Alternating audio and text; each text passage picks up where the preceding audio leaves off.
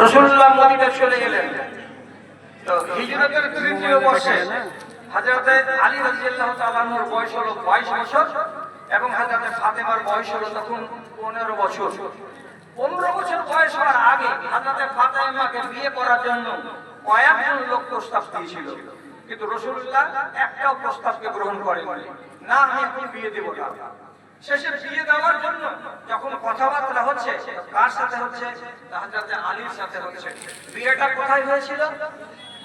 একদম 100% সহিহ হাদিস থেকে এর বর্ণনা পাওয়া যায় না, কিন্তু নির্ভরযোগ্য যেগুলো ইতিহাস আমাদের দেশে আরবি ভাষাতে পাওয়া যায়, সেই সমস্ত নির্ভরযোগ্য ইতিহাস গ্রন্থের ভেতরে পাওয়া যাচ্ছে যে রাসূল করিম সাল্লাল্লাহু আলাইহি সাল্লাম একদিন মসজিদে নববীতে বসেছিলেন।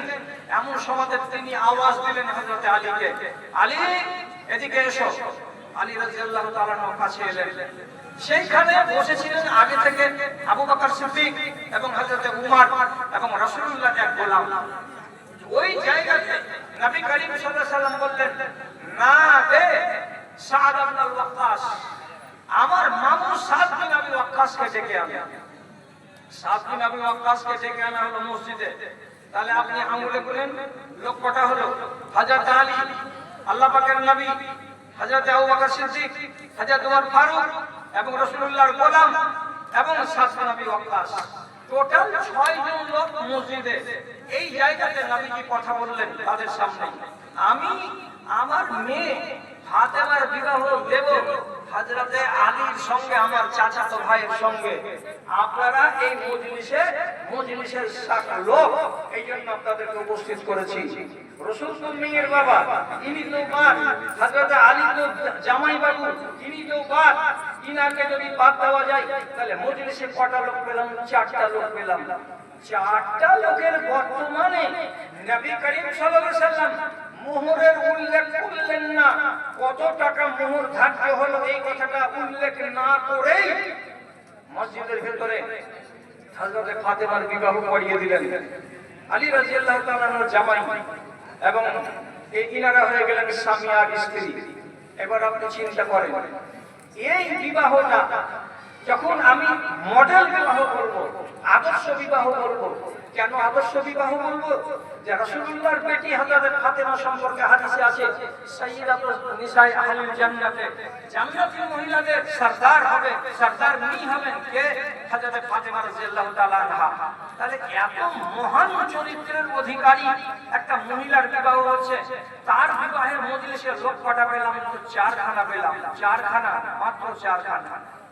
এই বিবাহ হওয়ার 7টা দিন 8টা দিন গত হলো না, সহিহ রিওয়ায়াতে পাওয়া যাচ্ছে যে হযরত আলী রাদিয়াল্লাহু তাআলা আনহু রাসূলকে গিয়ে বলছেন, ইবনে বি ফাতেমা, আল্লাহ পাকের রাসূল, আপনি আপনার মেয়েকে আমার সাথে দিয়ে দেন, আমি ওকে বাড়ি নিয়ে যাব, আমার সংসার সাজাবো, আমরা মিয়া বিবি নতুন একটা জীবন শুরু করব। তার জন্য আপনার কাছে আপনার মেয়ের বিদায় চাইছি। যখন 7 দিন পরে রাসূলুল্লাহর কাছে বিদায় চাইলেন হযরত আলী, তখন নবীজি বলছেন, জামাই বাবু আমার মেয়েকে নিয়ে যাবে, ভালো কথা, তোমাকে মোহরানা দিতে হবে। তখন হযরত আলী বললেন, আমি তো কাঙ্গাল, আমি তো গরিব, 8 বছর বয়স থেকে আপনার আন্ডারে লালিত হলাম, পালিত হলাম। মক্কাতেও লালিত পালিত হয়েছি, মদিনাতেও লালিত পালিত হয়েছি, আমি কোথায় টাকা পাবো আপনার মেয়ের মোহরানা দিতে পারবো? রাসূলুল্লাহ তখন বলতেন, আতাইনিহা আল-হুদাইমিয়াতা, জামাই বাবু বাড়ি যাও, তোমার গায়ের একটা জেরা আছে, লোহার তৈরি করা জেরা, জেরাটাকে নিয়ে এসো, তার নাম হলো হুদাইমি জেরা। একে যদি বাজারে বিক্রি করা যায় 4 দিরহামে বিক্রি করা যাবে, আর 4 দিরহামে জিনিসটাকে আমি আমার বেটির নামে জমা করে দিয়ে আমার মেয়েকে বলবো, মেয়েরে আমার জামাই বাবু গরিব মানুষ, বেশি টাকা দিতে পারেনি, তার জন্য এই জেরাটা দিয়েছে, এটাকে বাজারে বিক্রি করতে গেলে 4 দিরহামের দাম পাওয়া যাবে, এটাতে তুমি তাসাল্লি মনে করো এবং আমার জামাই বাবুর সঙ্গে তোমাকে বিদায় করে দিচ্ছি, তুমি জামাইয়ের বাড়ি চলে যাও। হযরত আলী হুদাইবিয়া জেরাকে এনে দিলেন, রাসূলুল্লাহ জমা নিয়ে নিলেন, মেয়েকে বিদায় দিয়ে দিলেন। আবার অন্য রিওয়ায়াতে পাওয়া যাচ্ছে রাসূলুল্লাহ কয়েকদিন পরে নিজের মেয়েকে বিদায় দিচ্ছিলেন। তো রাসূল কি বলছেন, যা হাজার নবী সাল্লাল্লাহু আলাইহি ওয়াসাল্লাম তিনি জাহেজ দিলেন নিজের বেটিকে। কি কি জাহেজ দিলেন? এক জায়গাতে পাওয়া যাচ্ছে খামিল, আর আরেক ওই হাদিসে পাওয়া যাচ্ছে দুটো বালিশ। বালিশগুলোর ভিতরে আবার তুলা নেই, হাসুহাল লিফুন, খেজুরের শুকনো পাতাকে বেরিয়ে তাকে গুঁড়া গুঁড়া করে চামড়ার ভিতরে ঢুকিয়ে রাখা হয়েছে। এইরকম বালিশগুলো দুটো দিলেন, আর একটা চাদর দিলেন। আর এই আরেকটা রিওয়ায়াত আছে একটা মশক দিলেন, মশকে পানি রেখে পান করবে বলে। অন্য আর একটা রিওয়ায়াতে আছে আল্লাহ পাকের নবী একখানা খাটনি পর্যন্ত দিয়েছিলেন। এই জিনিস উনি দিয়েছিলেন বিবাহের 15 দিন 20 দিন পরে নিজের মেয়েকে ঘর সাজানোর জন্য। তাহলে জাহিজ পেলাম এইটি, আর বিবাহে বরযাত্রী পেলাম কয়টি? তো 4টি। এবার এই হাদিসটাকে সামনে রাখছি, রাখার আগে আপনাকে আরেকটা সহিহ হাদিস শোনাচ্ছি। আল্লাহর ওয়াস্তে একটু আকল করবেন, জ্ঞান করবেন। রাসূলুল্লাহর একটা গোলাম, তার নাম রাবিয়া আসলামী, তরতাজা হাট্টা কাট্টা নওজওয়ান। এই রাবিয়া আসলামী গোলাম, তাকে রাসূলুল্লাহ একদিন মদিনা মসজিদে বলছেন, আওয়ালান তাতাযাওয়াজু ইয়া রাবিয়া, রাবিয়া বিবাহ করবে না? 22 বছর বয়স হয়ে গেছে, তুমি বিবাহ কখন করবে? রাবিয়া জবাব দিলেন না। আবার একদিন রাসূল বললেন, বিবাহ করবে না? দ্বিতীয় দিন তিনি জবাব দিয়ে বলছেন, আপনার খিদমতের চাইতে মূল্যবান কাজ আর কি হতে পারে? আমি কেন বিয়ে করতে যাব? রাসূল আবার একদিন বললেন, তুমি বিবাহ করবে না? তৃতীয় দিনের দিন তখন রাবিয়া আসলামী বললেন, রাসূল আমি বিয়ে যদি করি বা আমার মতো গরিবটাকে মেয়ে কে দিবে? আমার তো জমি নাই, আমার বাড়ি নাই, আমার ব্যবসা নাই, আমার বাণিজ্য নাই, আমি অনাথ অসহায়, আমি মদিনা মসজিদে থাকি আর আপনার আমি সেবা করি, আমার মতো কাঙ্গালকে কে বেটি দেবে? আপনি বলুন তো। রাসূলুল্লাহ বললেন, আমি যেটা বলছি সেটা শুনো, কি করব? তো তিনি বলছেন, ওলামা আনসারীর বাড়িতে চলে যাও, ওই গলিতে গিয়ে তার বাড়ির সামনে সালাম দিয়ে বাড়ির মানুষটাকে বাইরে ডাকো এবং আমার সালামটা তাকে পৌঁছিয়ে দাও। তারপরে যখন লোকটা বেরিয়ে আসবে বাইরে, তুমি তাকে শুধু বলবে, আমাকে নবীজি পাঠালেন, আপনি আপনার মেয়ের সঙ্গে আমার বিবাহটা দিয়ে দেন। বাস, আর কিছু বলবো না। গেলেন, সালাম দিয়ে ডাকলেন, বাড়ির লোকটা বেরিয়ে এলো, কি খবর? আমাকে নবীজি পাঠালেন আপনার কাছে, আপনার মেয়ের সাথে আমার বিয়ে দিয়ে দেন। লোকটা নাও বললো না, লোকটা ইনকার করলো না। তোমার বাড়ি কোথায়, তোমার লোকজন কোথায়, তোমার জমি জমা কতটি, কোনো জিজ্ঞাসা নয়। বাড়ির ভিতরে গেলেন, খবরটা শুধু দিলেন মেয়েটাকে, মেয়ের মাকে, বাড়ির পরিবারের লোকেদেরকে, আর নিজের ভাইকে ভাতিজাকে ডাকলেন গলিতে, আর ডেকে এনে ওইখানেই মুড়াতে বসে, মেঝের উপরে বসে উনি বিবাহ করিয়ে দিলেন। রাবিয়া আসলামের বিবাহ হয়ে গেল। কি চমৎকার! বেলা 10টার সময় বিয়ে হয়ে গেল, বেলা 10:15টার সময় মসজিদে ফিরে এলেন। রাসূল বলছেন, মুখ নিচু হয়ে আছে কেন? বিয়ে দেয়নি লোকটা? তো ই বলছে, ইন্নাহুম আকরামুনি ওয়ালা তাফুনি, লোকগুলো আমার সঙ্গে ভালো ব্যবহার করেছে এবং অত্যন্ত সম্মান রক্ষা করেছে, আমার বিবাহ দিয়ে দিয়েছে। তারপরে মনটা ভারী কেন? বলছে, আল্লাহ পাকের রাসূল বিবাহ করেছি বটে, কিন্তু আমার স্ত্রীকে আমি মোহরানা কিছুই দিতে পারিনি। তখন নবীজি বলছেন, মোহরানা দিতে পারোনি? বুরাইদা আল-আসলামী সাহাবী সামনে ছিলেন, তাকে ডেকে বললেন, বুরাইদা, মসজিদের ভিতরে যত সাহাবী আছে সবাইকে বলো এরা যেন অল্প অল্প অল্প অল্প করে এই সোনাগুলো বাড়ি থেকে নিয়ে আসে, যাতে করে এক জায়গায় করতে গেলে একটা খেজুরের বিচি যতটা হয় অতটা হয়ে যাবে, আর এটা দিয়ে তার স্ত্রীর মোহরানা ধার্য করে দেওয়া হবে। তাই হলো 1 ঘন্টার মধ্যে বিভিন্ন সাহাবীর বাড়ি থেকে এতটুকু করে সোনাগুলো জমা হলো। আর সোনাটার পরিমাণে কথা হলো আলা ওয়াজনি নাওয়াতিন, একটা খেজুরের বিচির সমান পরিমাণ তা হলো। এটাকে নিয়ে তিনি চলে গেলেন বেলা 11টার সময়, 12টার সময় দিয়ে দিলেন। এটা আমার স্ত্রীর মোহরানা আমি দিয়ে গেলাম বলে তিনি ফিরে আসলেন আবার মসজিদে নববীতে। নবী করিম সাল্লাল্লাহু আলাইহি ওয়াসাল্লাম বললেন, ওরা কি বলল? তো বলছে ওরা অত্যন্ত আনন্দিত হয়েছে, ওদের ধারণা ছিল না যে এতদিন মোহরানা আমি দিতে পারবো। তারপরে তুমি আনন্দিত নও কেন? তখন রাবিয়া আসলামী বলছেন, আল্লাহ পাকের রাসূল, আমি মসজিদে নববীতে নাই করে 15 জন 20 জন মানুষের ওয়ালিমার দাওয়াত খেয়েছি, আর আমি যে আজকে বিয়ে করলাম, তো আমার ওয়ালিমার দাওয়াত কখন হবে? আমি যদি 10টা লোককে খাওয়াতে না পারি, তাহলে আমি পরের বেলা খাবো আর নিজের বেলার লোককে খাওয়াবো না। এটা কেমন কথা হয়? রাসূল আবার বুরাইদা আসলামীকে বলছেন, বুরাইদা একটা কাজ করো তো, দেখো তুমি যদি কোথাও একটা ছোটখাটো তুম্বার বাচ্চা পাওয়া যায় কিনা। একটা তুম্বার বাচ্চা পাওয়া গেল। রাসূলুল্লাহ একজন লোককে পাঠালেন, আমার স্ত্রী আয়েশার কাছে যাও, আয়েশার বাড়িতে গিয়ে যা পাওয়া যাবে মা ইউজাদু ফি মাকতালিহি, ওর খানা রাখার বাসনে যা আছে তা আমার কথা বলে তুমি নিয়ে এসো। আম্মা আয়েশা মোটা মাটি কম আর বেশি 12 কেজি জগ ছিল ওই ছালার ভিতরে, উনি দিয়ে পাঠিয়ে দিলেন। সেদিকে কুটে আটা করা হলো, ছাগলটাকে জগে করা হলো, তারপরে রুটি তৈরি করে মসজিদে নববী 20-22 জন যত সাহাবায়ে কেরাম ছিলেন তাদের সামনে পেশ করা হলো। তারা খুশি মনে খেলো। খাবার পরে দোয়া দিল কি, যে আল্লাহ তোমাদের 2 জনের বিবাহে বরকত দিক, তোমরা সুখের সংসার গড়ো। এখন হাদিসটা আপনাকে বলে দেওয়ার পর এবার আপনার কাছে আমার জিজ্ঞাসা, রাসূলের বেটির বিবাহে লোক পেয়েছিলাম কয়টা? 4টা। এরাই বরযাত্রী মসজিদের ভিতরে। রাবিয়া আসলামীর রিওয়ায়াত মুসলিম শরীফে মওজুদ, ঝকঝক করছে সহিহ হাদিস। এর বরযাত্রী কটা গেছিল? আপনি যদি কোরআন থেকে হাদিসটা শুনে থাকেন, তাহলে আপনাকে ইনসাফের সাথে জবাব দিতে হবে। একটাও বরযাত্রী যায়নি, একাই গেছিল আর একাই বিবাহ করে নিয়ে চলে এসেছিল। তাহলে একাই নিয়ে যদি বিবাহ করে আনা আমার মতো লোকের সম্ভব না হয়, আর বর্তমান জমানাতে সম্ভব হবে না, তো তাহলে কমসে কম 6 জন লোককে নিয়ে গিয়ে যদি বিবাহ করে নিয়ে আসি, তাও তো জায়েজ বলে আমি এটাকে আখ্যা দিতে পারি। কিংবা বাপকে নিলাম, চাচাকে নিলাম, ভাইকে নিলাম, চাচাতো ভাইকে নিলাম, করে একটা 15 গাড়ি ভর্তি হলো 8 থেকে 10 জন লোক, এটাকে কষ্ট সহকারে আমি মেনে নিতে পারি। কিন্তু আপনার এই চরণটা কি করে মেনে নিতে পারবো যে আপনি বরযাত্রী খাড়ো করলেন? কতটি? তো বলছে গুনতে কতটি হলো? তো বলছে মাত্র 200টা হলো। ইন্নালিল্লাহ। 200টা বরযাত্রী নিয়ে আপনি বিবাহ করতে যাবেন, আপনার বেটার বিবাহ নিয়ে যাবেন, আপনি কি সুন্নাত মেনে চললেন? রাসূলুল্লাহ বলেছিলেন হুযায়ফার হাদিসে, তোমাদের ঈমান ইসলাম ঠিক থাকবে বটে, এদের ভিতরে ছিদ্র থাকবে, পোকা লাগা ঈমান।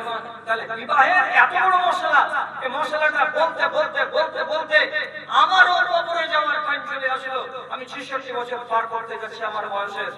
হাজার মজলিসে বলার পরেও মুসলমান জাতিকে আমরা এদিকে যত নিষেধ করছি, ওরা ততই বাউলার মতো, খেপার মতো আরো জোর ধরে নিচ্ছে।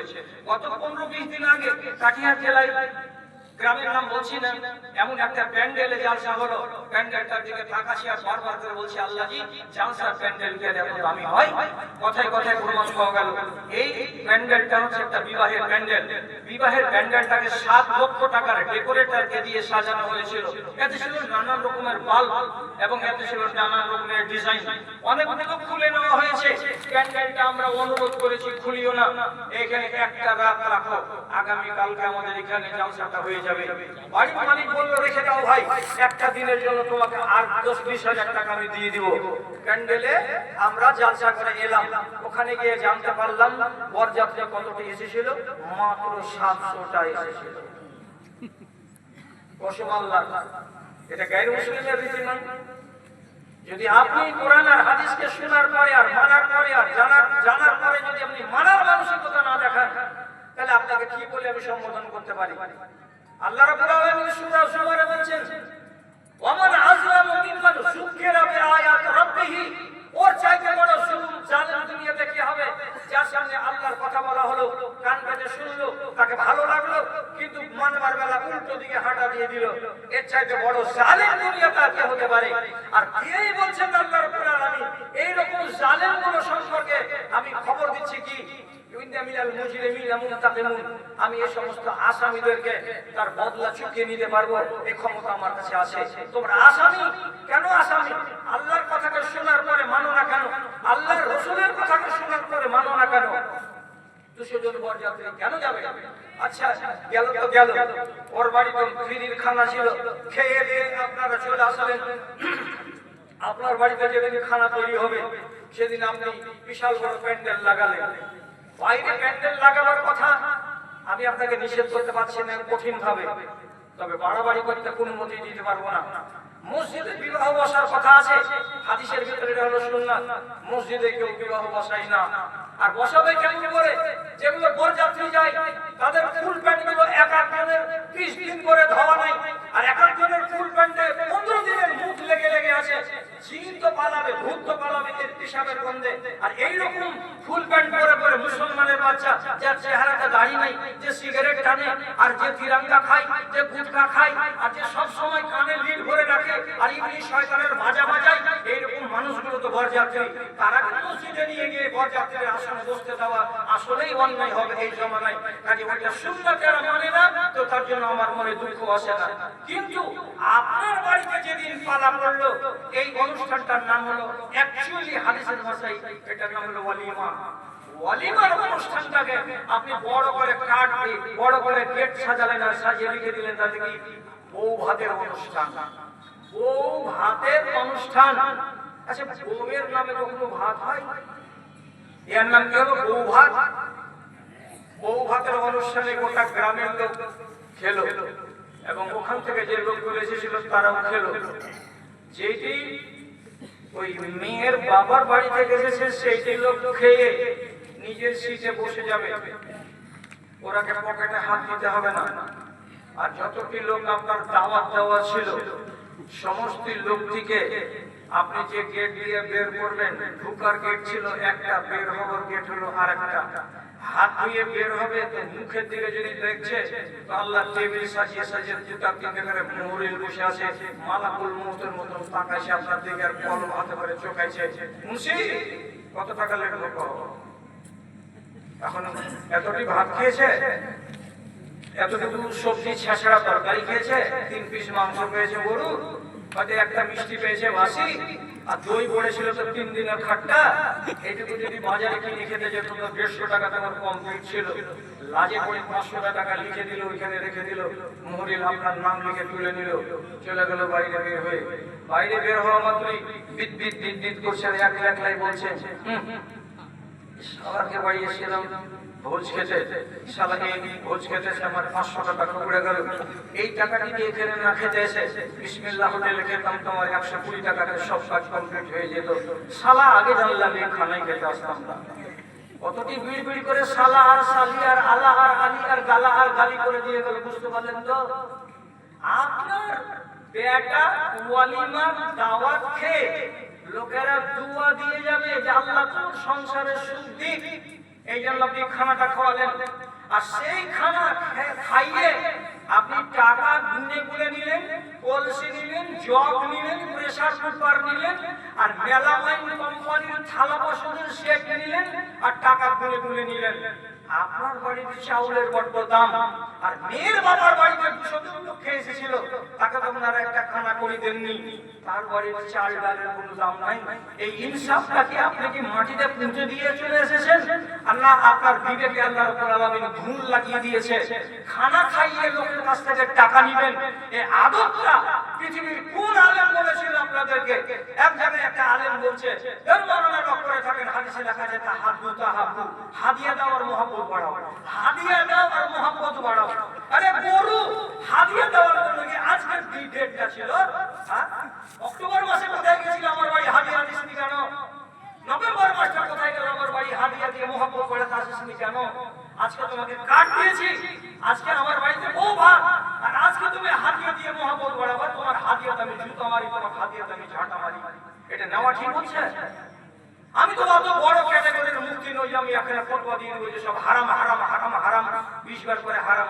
আমি হারাম বলছি, কিন্তু আপনার বিবেকের কাছে জিজ্ঞাসা, আপনি ওই বাড়িতে গিয়ে ফিরি খেয়ে এলেন, তো আপনার বাড়ি কেন ফিরি খাবে না লোকেরা? এই জিজ্ঞাসাটা জবাব কে দেবে আমাকে? ইন্নালিল্লাহ। এটা তো হলো একগুলো লোক টেবিলে টাকা দেয়, টাকা দিয়ে মালিক বলে দিব বউ দেখবো, তো বউ দেখা এটা হলো কি মুখ দেখা, বউ দেখালে মুখ দেখা, মুখ দেখা দেখবে তারপরে টাকা দিবে। এবার বাড়ির ভিতরে গেল, যাওয়ার পরে কই বউটা কইছি এটা যে বসে আসে বারান্দা, ও আল্লাহর বান্দি পরের বেটি মুসলুম, একটা দেড় ভরির হার দিয়েছ, হারের লকেটটা যতদূর পর্যন্ত ঝুলছে অতদূর পর্যন্ত গলার সামনে ওর কাপড় নাই। যে 10 জনা আসবে তো দেখবে যে হার দিয়েছে, আর ওই যে বেলা 10টার সময় বসালছে ওকে বারান্দাতে খেয়েছে কি খাইনি, হ্যাংলা জংলা হ্যাঁ এখানে প্যান্ট পেনে লাল কাপড়, গায়ের মুসলিমরা যেমন মেয়েদেরকে দেয় মাথার উপরে চাপিয়ে আছে, ব্লাউজ দেখা যাচ্ছে, শাড়ি দেখা যাচ্ছে, গলা দেখা যাচ্ছে, হার দেখা যাচ্ছে, এই হাতগুলোতে হলুদ মাখা হাত সব টল টল টল টল করছে, এইরকম আধা বেহায়া হয়ে বারান্দাতে বসে আসে। 200 টাকা দিয়ে বলছে নাম কি? বলছে নাম রোজিনা। বাড়ি কোথায়? এই গায়ের বহু এখানে দেখতেছে। বাড়ি কোথায়? পুরাতন অভ্যাস, বাড়ি ডোমপাড়া। ডোমপাড়ার লোক এখানে কেন? তখন গাছের খাওয়া নিয়ে যায় বসে। আর একজন বলছে এখন এই জামালপুর বলো বুঝি, এখন ডোমপাড়া কেন বসে? যেটাই মনে করো। ওর মুখে একটা মুচি হাসি হলো। আর একজন তখন বলছে ভাবি টাকা তো দিব নিয়ত করে এসেছি, দেখলাম তো একটা কথা খালি বলবো, একটু জবাবটা দিবা। কি? তো বলছে তোমার ভাবি তোমার ভাই বাজার থেকে একটা বোয়াল মাছ কিনে আনলো, তোমার বড় ভাবি কেটে বেছে ধুয়ে দিল, তোমার ছোট ভাবি রান্না করে মানুষদেরকে খেতে দিল, মানুষেরা খেতে বসেছে তো দেখছে আঁশ পাওয়া যাচ্ছে। এই যে আঁশ পাওয়া গেল খেতে খেতে, 10 টাকা যে মাছ কেটেছিল আর না যে ধুয়েছিল আর না যে রান্না করেছে আর না যে খেতে দিয়েছে কার দোষ? নতুন বউ বলছে যে ধুয়েছে ওরই দোষ, ভালো করে ধয়। তখন আর একজন খিল খিল খিল খিল করে হাসার বলছে বইলের মাছের কখনো আসে হয়, বইলের মাছের কখনো আসে হয়। 3-4 জন মিলে খাট খাট খাট খাট খাট খাট করে একটা হেসে নিল, নিয়ে 200 টাকা এখান থেকে চলে গেল। পরের বেটিকে পরের স্ত্রীকে এইভাবে ঘরে ঢুকে গলা পর্যন্ত এ পর্যন্ত ওর শরীরকে দেখে 200 টাকা দিয়ে বাইরে বের হয়ে গেল। এটাকে পাকা নমজি, এটাকে পাকা রোজাদার, এটাকে একদম তারাবি ছাড়েনি, এটাকে ওর মোবাইলের ভিতরে অ্যান্ড্রয়েড মোবাইলে শুধু শুধু মুভি লোড হয়ে আছে, একটা কোরআন মাজিদের পাতা লোড হয়ে নেই। এরকম হুন্ডাকে দেখালেন, তাকে আপনার নিজের বাড়ির বৌমাটাকে বাইরে এলো আর ইয়ারা দেখা দেখি করার পর বলছে আমি বলি ওটা কেমন পেয়েছে শোনাবে, মাল ভালো পেয়েছে, মাল ভালো পেয়েছে। মদখোর মদের বোতলকে বলছে মাল, ছাগল কিনা পাইকার একটা পাতলা টুকলা এই ছাগলগুলোকে হাতে করেছে, বলছে মালের দাম কত? ও বলছে একটা বকরির বাচ্চাকে মাল। আর এই গাধার বেটাটা মুসলমানের বেটিকে এত সুন্দরী সাজার বোধ, তাকে কি বলছে যে মাল? তুমি যেমন কুকুর তেমনি তোমার মুগুর, তুমি যেই জাতের মুসলমান তেমনি তোমার ওই জাতের সেবা পাওয়া গেছে। কে তোমাকে বললো যে বাড়ির ভেতরে তোমার বউটাকে দেখাতে হবে? এটা কি নিয়ম? আল্লাহর কসম, রাসূলুল্লাহ যে বলেছিলেন কখনো এদের ভেতরে ঈমান থাকবে, ইসলাম থাকবে, কিন্তু ইসলামের পোকা লেগে থাকবে। আজ আমাদের ইসলামের পোকা লেগে আছে, আপনি এখান থেকে শুরু করতে পারবেন না, বরযাত্রী নিয়ে যাব না, বিয়ে হবে না, হাজার হাজারটা বিয়ে হয়ে চলে যাচ্ছে, আর আপনি বলছেন বিয়ে হবে না, কেন হবে না? আল্লাহর কসম। আর একটা কথা বলি, আর বলার পর আপনাকে ছুটি দিয়ে দেবো ইনশাআল্লাহ। এই যে হলুদ মাখা, হলুদ মাখার ব্যাপারে মেয়েরা মাখছে ভালো কথা, মেয়েদের জন্য রং, ছেলেদের জন্য রং নয়, ছেলেদের জন্য রং নয়। এবার ছেলেরা বলছে কেন মাখবো না? তো আপনারা আলেম সমাজ, আমাকে মাফ করবেন, আমি অত বড় ঘরের আলেম নই। আব্দুর রহমানের গায়ে রং দেখতে পেয়েছিলেন রাসূলুল্লাহ, বলছে কি ব্যাপার তোমার গায়ে সব ঝকঝক করছে, সব রং রং রং গায়ে রং, কিসের রং? উনি বললেন যে রাসূলুল্লাহ আমি বিয়ে করেছি, যার কারণে আমার গায়ে হলুদের রং লেগে আছে। এইটাকে দলিল, আর এই দলিলটাকে সামনে রেখে আমি বলছি শুধুমাত্র বিয়ের দিন নিজেকে একটু চিকন করার উদ্দেশ্যে যদি ছেলেরাও হলুদ মাখে, আমি বলছি এটা আমার মত, আমি কারোর উপরে চাপিয়ে দিতে চাইছি না যে সে একদিনের জন্য মাখতে পারে। হাফিজ ইবনে হাজার আসকালানী রাহমাতুল্লাহ আলাইহি বিবাহ অবলম্বনে পুরুষদেরকে সেদিন যদি হলুদ মাখে তো তিনি এটাকে বৈধ বলেছেন। এবার এই হলুদটা মাখতে গিয়ে সারা রাত ধুমপিটা করে পিটবে, আর যুবতী মেয়ে ছেলেরা ডান্স করবে আর গীত গাইবে, এটা কোথায় পাওয়া যাবে? তোমার গায়ে যারা হলুদ লাগাবে, যেই মেয়ে ছেলেগুলোকে তোমার বিবাহ করা যায়, এই মেয়েগুলো তোমার শরীরে হাত লাগাতে পারলো কি করে? তোমার গায়ে তোমার খালাতো বোন হলুদ লাগাবার নামে কি করে হাত লাগাতে পারলো? তোমার মামাতো বোন, তোমার পাড়ার যুবতী মেয়ে ছেলেরা তোমার শরীরে কি করে হাত লাগাতে পারলো? যেখানে রাসূল কারীম বলছেন লাআন ইউতআনা ফি রাস আহাদিকুম মাখিতান খায়রুন লাহু আন ইয়ানজুরা আও ইয়ামুসা ইলা ইমরাতিন লাম তাহিল্লা লাহু। তোমার মাথাতে 1 ইঞ্চির কাঁটাকে নিয়ে হাতুড়ি দিয়ে কেউ যদি মেরে ভরে দেয়, এটা ভালো তোমার জন্য, কিন্তু তোমার এই হাতখানা দিয়ে বা তোমার এই শরীরখানাতে কোন আলগা আজনবী মেয়ে ছেলে ছুঁয়ে নি, নেড়ে নি, এইরকম করে গা হাতগুলোকে মলে দিই, এটা তোমার জন্য ভালো নয়, এটা তোমাকে জাহান্নামে নিয়ে যাবে। আর কাঁটা যদি তোমার মাথায় গেড়ে দেওয়া যায় তাহলে তোমার জীবনটা যায়, জীবন যাওয়া ভালো কিন্তু ঈমান যাওয়া ভালো নয়। রাসূলুল্লাহ এত বড় কথা বলেছেন, আর তারপরেও আমাদের দেশে হাজার হাজার বাড়িতে এই ছেলে আর এই মেয়ে একাকার পরিস্থিতি, আর সারা সারা রাত প্যান্ডেল সাজিয়ে পটকা ফাটিয়ে আর ভিডিও চালিয়ে আনন্দ উল্লাস করে বিবাহ চলছে। রাসূলুল্লাহ বলেছেন আলিমু বিন নিকাহ, নিকাহ সম্পর্কে মানুষকে খবর দাও, মানুষরা যেন জানতে পারে আমার মেয়ের বিয়ে আছে, আমার বেটার বিয়ে আছে। এটা ঠিক, কিন্তু এলান করার জন্য এটাই পদ্ধতি হলো যে আপনার আওকাতের বাইরে আপনি প্যান্ডেল টাঙিয়ে দিলেন 20,000 টাকা, আপনি বরযাত্রী নিয়ে যাওয়ার জন্য 15টা বড় গাড়ি করলেন, আর করার পরে বরযাত্রী নিয়ে গেলেন। আল্লাহর কসম, খায়রুন নিকাহে আইসারহা, এটা হলো একটা হাদিস। আর আরেকটা হাদিস হলো কি ইন্না আযামান নিকাহে বারাকাতান আইসারুহু মুহলাতান, এই হাদিসটা একটু দুর্বল, পরের হাদিসটা কিন্তু ঠিক। সবচাইতে ভালো নিকাহ কোনটা? যে নিকাহে খরচ হবে কম, এটা নিকাহ আপনাকে করতে হবে, এটা হলো সুন্নতি নিকাহ। কিন্তু আমাদের দেশে সুন্নতি নিকাহকে করার মতো লোকের মিজাজ কোথায় আছে? যদি বরযাত্রী না যায় আপনার ইজ্জত থাকবে না, আপনি বলবেন মনে মনে যে আমি কি ছোট লোক, আমাকে কি আল্লাহ তাআলা টাকা দেয়নি? টাকা আপনাকে খুব দিয়েছে, তো রমজান মাসে হাজার হাজার টাকা করে ফকিরকে বিলাতে থাকেন, তখন আপনার হাত বাড়ে না। কিন্তু অনর্থক জায়গাতে খরচ করবেন, তার জন্য আপনার এতগুলো অন্যায় কাজ আপনার দ্বারা হতেই থাকছে। ভাই আমার, আর একটা কাসম হয়েছে কি, আপনি ছেলের বিয়ে দিতে বসেছেন, মোহর বাঁধলেন কত টাকা? ওই 3 লাখ টাকা। 3 লাখ টাকা কেন মোহর হলো? ছেলেটা কি করে? ছেলে কিছু করে না, এখন লেখাপড়া করছে। তো 3 লক্ষ টাকা মোহর বাঁধার দরকারটা কি? বেশি মোহর বেঁধে দিতে গেলে কি খুব সম্মান হয়? আল্লাহর কসম আপনাকে বলছি, রাসূলুল্লাহর বিবিদের ভিতরে উম্মে হাবিবার মোহর হয়েছিল 4000 দিরহাম। শুনতে পেলেন? 4000 দিরহাম। এটা এক বাদশা দিয়ে দিয়েছিলেন বলে 4000 দিরহাম হয়েছিল। আর বাদ বাকি রাসূলের যতটা স্ত্রী আছে প্রত্যেকটি স্ত্রীর বিবাহিত হয়েছিল কতটি করে? 480। 12 উকিয়ার মানে 480 দিরহাম। ওয়া নুশান মানে আর্ধেক উকিয়া মানে 20 দিরহাম, অর্থাৎ 500 দিরহাম 500 দিরহাম 500 দিরহাম করে হয়েছিল।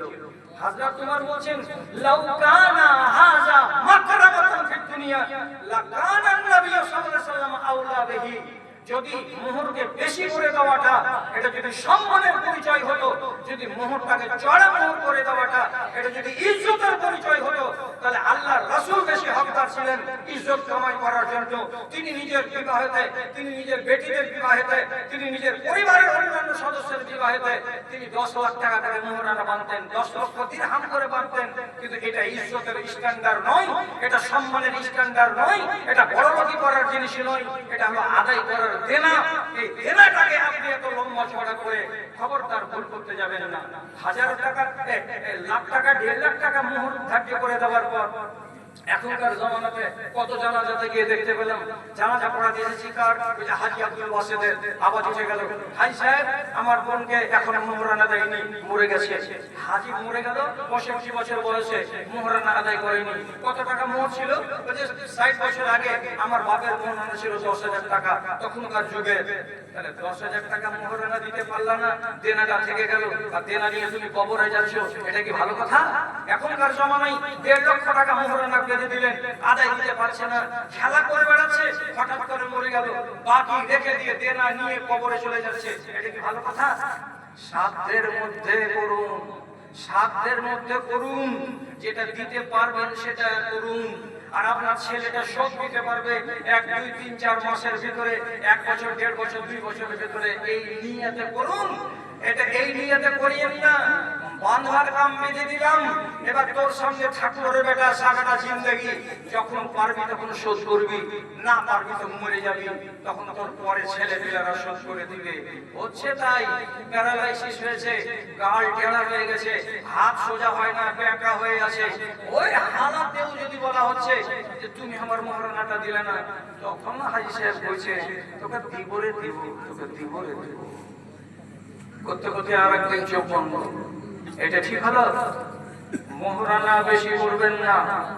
রাতের বেলায় যদি হলুদ মাখাতে হয়, মাকে বল আর বোনকে বল আর দাদিকে বল আর খালাকে বল, যেদিকে তোর বিবাহ করা যায় যে নয়, যেটি তোর জীবনের মতো হারাম, এরা তো তুই কারো বেটা, তুই কারো ভাতিজে, তুই কারো বহিন বেটা, এরা যদি তোর মুখে ভদ্রভাবে তোর হাতে একটু লাগিয়ে দেয় তো দিবে।